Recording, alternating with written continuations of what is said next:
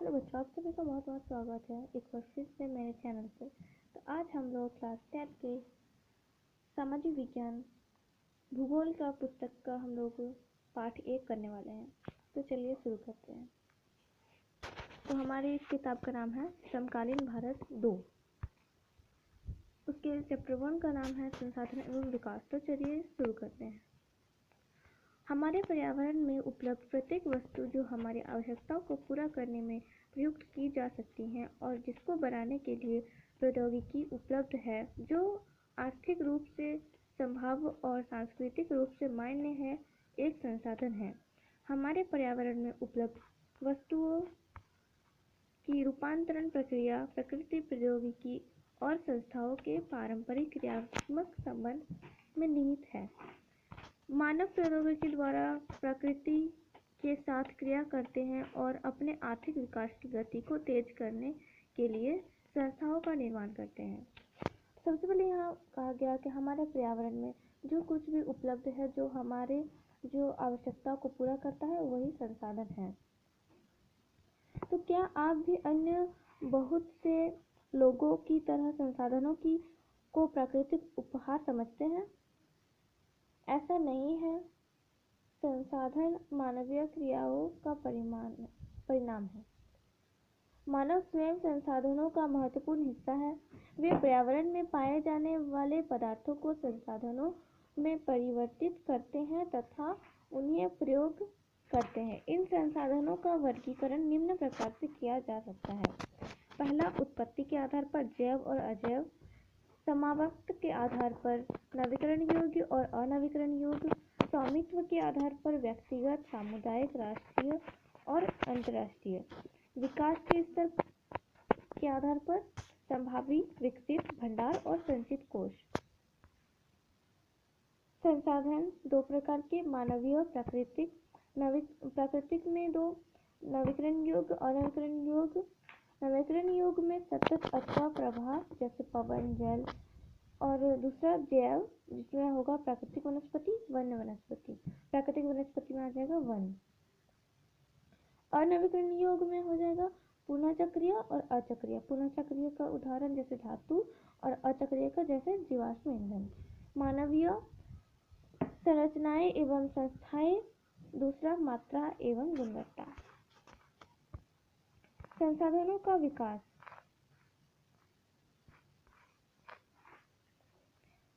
संसाधन जिस प्रकार मनुष्य के जीवन यापन के लिए अति आवश्यक है, उसी प्रकार जीवन की गुणवत्ता बनाए रखने के लिए भी महत्वपूर्ण है।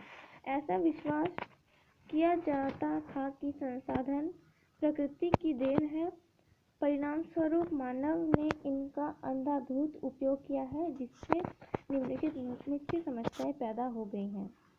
तो संसाधन जो है मनुष्य के जीवन यापन के लिए जो है अति आवश्यक है। तो जीवन की गुणवत्ता को बनाए रखने के लिए ये बहुत महत्वपूर्ण है और ऐसा विश्वास भी किया जाता है कि संसाधन प्रकृति की देन है। तो इसके परिणामस्वरूप मानव ने इसका अंधाधुंध उपयोग किया है, जिसके निम्नलिखित मुख्य समस्याएं पैदा हो गई हैं। पहली समस्या, कुछ व्यक्तियों के लालच व संसाधनों का ह्रास हुआ है। संसाधन समाज के कुछ ही लोगों के हाथ में आ गए हैं, जिससे समाज दो हिस्सों, संसाधन संपन्न एवं संसाधनहीन अर्थात अमीर और गरीब में बंट गया। संसाधनों के अंधाधुंध शोषण से वैश्विक परिस्थिति संकट पैदा हो गया है, जैसे भूमंडलीय तापन, ओजोन परत अवक्षय, पर्यावरण प्रदूषण और भूमि निम्नीकरण आदि है। मानव जीवन की गुणवत्ता और विश्वास शांति बनाए रखने के लिए संसाधनों का समाज में न्यायसंगत बंटवारा आवश्यक हो गया है। यदि कुछ ही व्यक्तियों तथा देशों द्वारा संसाधनों का वर्तमान दोहन जारी रहता है, तो हमारी पृथ्वी का भविष्य खतरे में पड़ सकता है। इसलिए हर तरह के जीवन का अस्तित्व बनाए रखने के लिए संसाधनों के उपयोग की योजना बनाना अति आवश्यक है। सतत अवस्थित सही अर्थ से सतत पोषणीय विकास का ही एक हिस्सा है। सतत पोषणीय विकास क्या है? तो सतत पोषणीय आर्थिक विकास का अर्थ है कि विकास पर्यावरण को बिना नुकसान पहुंचाए हो और वर्तमान विकास की प्रक्रिया भविष्य की पीढ़ियों की आवश्यकता की अवहेलना ना करें। इसका मतलब ये है कि विकास पर्यावरण को बिना नुकसान पहुंचाए किया जाना चाहिए। जो विकास हो रहा है लेकिन उससे पर्यावरण को कोई नुकसान नहीं पहुंचना चाहिए। वर्तमान विकास की प्रक्रिया भविष्य की पीढ़ियों के लिए जो है आवश्यकता को अवहेलना ना करें। रियो डी जेनेरो पृथ्वी सम्मेलन 1992। तो जून 1992 में 100 से भी अधिक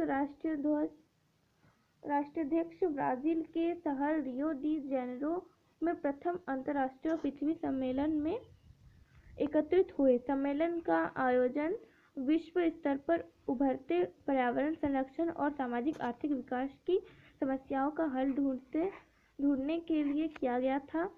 इस सम्मेलन में एकत्रित नेताओं ने भूमंडलीय जलवायु परिवर्तन और जैविक विविधता पर एक घोषणा पत्र पर हस्ताक्षर किया। रियो सम्मेलन में भूमंडलीय वन सिद्धांतों फॉरेस्ट प्रिंसिपल्स पर सहमति जताई और 21वीं शताब्दी में सतत पोषणीय विकास के लिए एजेंडा 21 को स्वीकृति प्रदान की। अब एजेंडा 21 क्या है? तो यह एक घोषणा है जिसे 1992 में ब्राजील के शहर रियो डी जेनेरो में संयुक्त राष्ट्र पर्यावरण और विकास सम्मेलन जिसे UNCED के तत्वाधान में राष्ट्रीय अध्यक्षों द्वारा स्वीकृति किया गया था। इसका उद्देश्य भूमंडलीय सतत पोषणीय विकास हासिल करना है। यह एक कार्यसूची है जिसका उद्देश्य समान हितों, पारिवारिक आवश्यकताओं एवं सम्मिलित जिम्मेदारियों के अनुसार विश्व सहयोग के द्वारा पर्यावरणीय क्षति, गरीबी और रोगों से निपटना है। एजेंडा 21 का मुख्य उद्देश्य यह है कि प्रत्येक स्थानीय निकाय अपना स्थानीय एजेंडा 21 तैयार करें। संसाधन नियोजन। संसाधनों के विवेकपूर्ण उपयोग के लिए नियोजन एक सर्वमान्य रणनीति है। इसलिए भारत जैसे देश में जहां संसाधनों की उपलब्धता में बहुत अधिक विविधता है, यह और भी महत्वपूर्ण है। यहाँ ऐसे प्रदेश भी हैं जहां एक तरह के संसाधनों की प्रचुरता है परंतु दूसरे तरह के संसाधनों की कमी है। कुछ ऐसे प्रदेश भी हैं जो संसाधनों की उपलब्धता के संदर्भ में आत्मनिर्भर है और कुछ ऐसे भी प्रदेश हैं जहां महत्वपूर्ण संसाधनों की अत्यधिक कमी है। उदाहरणार्थ झारखंड, मध्य प्रदेश और छत्तीसगढ़ आदि प्रांतों में खनिजों और कोयलों के प्रचुर भंडार है।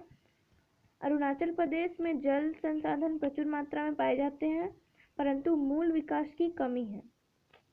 राजस्थान में पवन और सौर ऊर्जा संसाधनों की बहुतायत है लेकिन जल संसाधनों की कमी है। लद्दाख का शीत मरुस्थल देश के अन्य भागों में अलग थलग पड़ता है। यह प्रदेश सांस्कृतिक विरासत का धनी है परंतु यहाँ जल, आधारभूत अवसंरचनाएं तथा कुछ महत्वपूर्ण खनिजों की कमी है। इसलिए राष्ट्रीय, प्रांतीय, प्रादेशिक और स्थानीय स्तर पर संतुलित संसाधन नियोजन की आवश्यकता है। भारत में संसाधन नियोजन। संसाधन नियोजन एक जटिल प्रक्रिया है जिसमें निम्नलिखित सोपान है। देश में विभिन्न प्रदेशों में संसाधनों की पहचान कर उसकी तालिका बनाना, इस कार्य में क्षेत्रीय सर्वेक्षण मानचित्र बनाना और संसाधनों का गुणात्मक एवं मात्रात्मक अनुमान लगाना व मापन करना है। संसाधन विकास योजना लागू करने के लिए उपयुक्त प्रौद्योगिकी, कौशल और संस्थात्मक नियोजन ढांचा तैयार करना। संसाधन विकास योजना और राष्ट्रीय विकास योजना के समन्वय स्थापित करना। तो स्वाधीनता के बाद भारत में संसाधन नियोजन के उद्देश्य की पूर्ति के लिए प्रथम पंचवर्षीय योजना से ही प्रयास किया जाएगा। तो किसी क्षेत्र के विकास के लिए संसाधनों की उपलब्धता एक आवश्यक शर्त है परंतु प्रौद्योगिकी और संस्थाओं में तदनुरूपी परिवर्तनों के अभाव में मात्र संसाधनों की उपलब्धता से ही विकास संभव नहीं है। देश में बहुत से क्षेत्र हैं जो समृद्ध होते हुए भी आर्थिक रूप से पिछड़े प्रदेशों की गिनती में आते हैं। जैसे कि झारखंड, यहाँ पे जो है कोयला है और खनिज भी बहुत सारे हैं, लेकिन फिर भी ये जो है पिछड़ा हुआ है। और जैसे कि दिल्ली, वहाँ पे किसी प्रकार का कोई संसाधन नहीं मिलता है, फिर भी वो पिछड़ा हुआ नहीं है, वो समृद्ध है। तो इसके विपरीत कुछ ऐसे प्रदेश भी हैं जो संसाधनों की कमी होते हुए भी आर्थिक रूप से विकसित है, जैसे कि दिल्ली, जो वहाँ पे संसाधन नहीं है लेकिन फिर भी वो समृद्ध है। तो उपनिवेशन का इतिहास हमें बताता है कि उपनिवेशों में संसाधन संपन्न प्रदेश विदेशी आक्रमणकारियों के लिए मुख्य आकर्षण रहे हैं।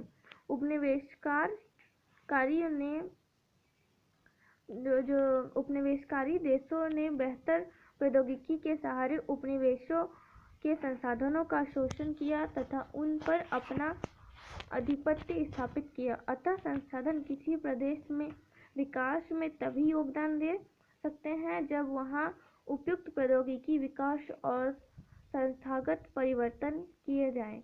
उपनिवेशन के विभिन्न चरणों में भारत ने इन सब का अनुभव किया है। अतः भारत में विकास सामान्यतः तथा संसाधन विकास लोगों के मुख्य संसाधनों की उपलब्धता पर ही आधारित नहीं था, बल्कि इसमें प्रौद्योगिकी, मानव संसाधन की गुणवत्ता और ऐतिहासिक अनुभव का भी योगदान रहा है। संसाधनों का संरक्षण, हम संसाधनों का संरक्षण किस प्रकार करेंगे? संसाधन किसी भी तरह के विकास में महत्वपूर्ण भूमिका निभाती है, परंतु संसाधनों का विवेकहीन उपयोग जो है, अति उपयोग के कारण जो है कई सामाजिक, आर्थिक और जो पर्यावरणीय समस्याएं पैदा हो सकती हैं। इन समस्याओं से बचाव के लिए विभिन्न स्तरों पर संसाधनों का संरक्षण आवश्यक है। भूतकाल से ही संसाधनों का संरक्षण बहुत से नेताओं और चिंतकों के लिए चिंता का विषय रहा है। उदाहरणार्थ, गांधी जी ने संसाधनों के संरक्षण पर अपनी चिंता इन शब्दों से व्यक्त की है: हमारे पास हर व्यक्ति की आवश्यकता पूर्ति के लिए बहुत कुछ है, लेकिन किसी के लालच की संतुष्टि के लिए नहीं। अर्थात हमारे पास पेट भरने के लिए बहुत है, लेकिन पेटी भरने के लिए नहीं। इनका कहने का अर्थ ये है कि जो है हमारे पास किसी भी इंसान का जो है पेट भरने के लिए, उसके लिए 2 रोटी किसी का पेट भरने के लिए काफ़ी है, लेकिन पेटी भरने के लिए नहीं।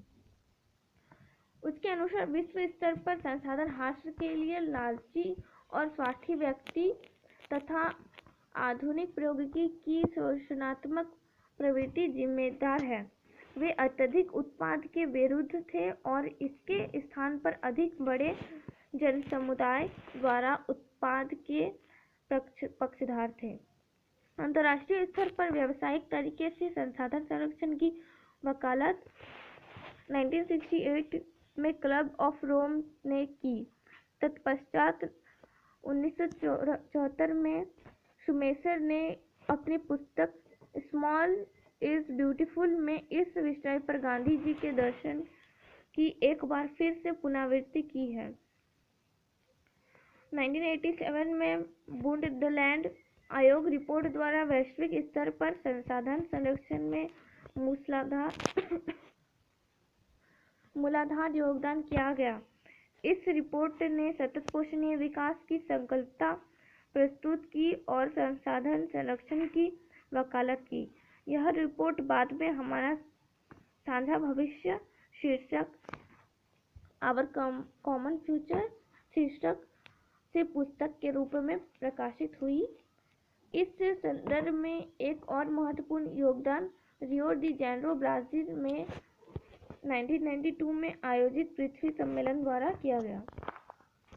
तो आज के लिए इतना ही, आगे हम लोग नेक्स्ट वीडियो में पढ़ेंगे। आज के लिए इतना ही, थैंक यू सो मच।